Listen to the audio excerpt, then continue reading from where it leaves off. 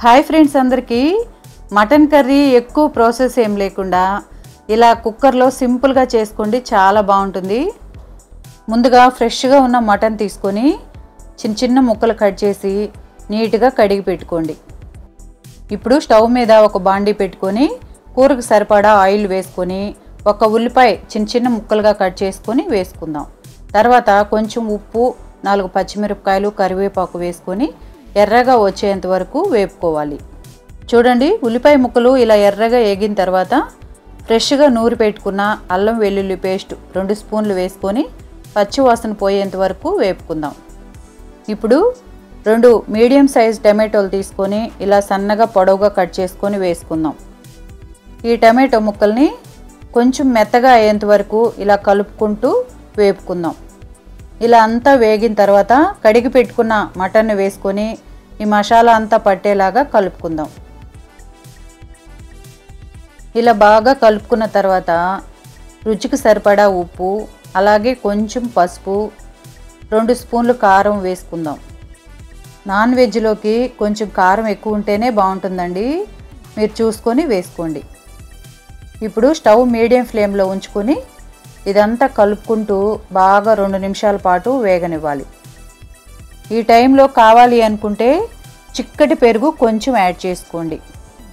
ఇలా వేగిన తర్వాత ఇదంతా ఒక కుక్కర్లోకి వేసుకుందాం.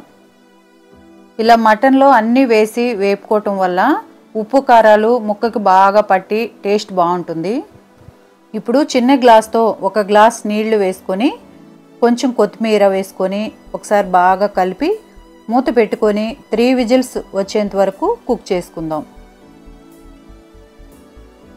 కుక్కర్ విజిల్స్ వచ్చేలోపు పక్క స్టవ్ మీద ఒక ప్యాన్ పెట్టుకొని అందులో 1 స్పూన్ ధనియాలు, 1 స్పూన్ జీలకర్ర, 2 చెక్క, 4-5 లవంగాలు, అలాగే 3 యాలకులు, ఇంకా ఒక చిన్న బిర్యానీ ఆకు, 1 అర స్పూన్ గసగసాలు వేసుకొని దోరగా వేపుకుందాం.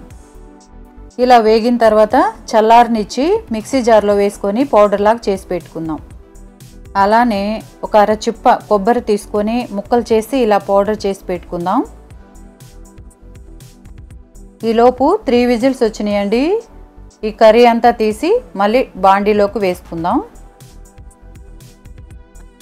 ఇప్పుడు మళ్ళీ స్టవ్ ఆన్ చేసుకుందాం. ముక్క చూడండి కరెక్ట్గా ఉడికింది.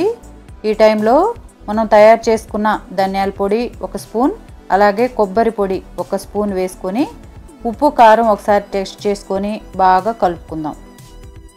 మీకు గ్రేవీ చారుగా కావాలి అనుకుంటే ఈ టైంలో కొంచెం కొత్తిమీర వేసుకొని స్టవ్ ఆఫ్ చేసేసుకోండి. గ్రేవీ కొంచెం చిక్కగా కావాలి అనుకుంటే ఇంకో 2 నిమిషాలు స్టవ్ మీదే ఉంచి ఆఫ్ చేసేసుకోవచ్చు. Super tasty and soft mutton curry ready అయిపోయిందండి. మీరు కూడా ఒకసారి ట్రై చేసి ఎలా వచ్చిందో కామెంట్ చేయండి. Please like, share and subscribe to Rajini recipes.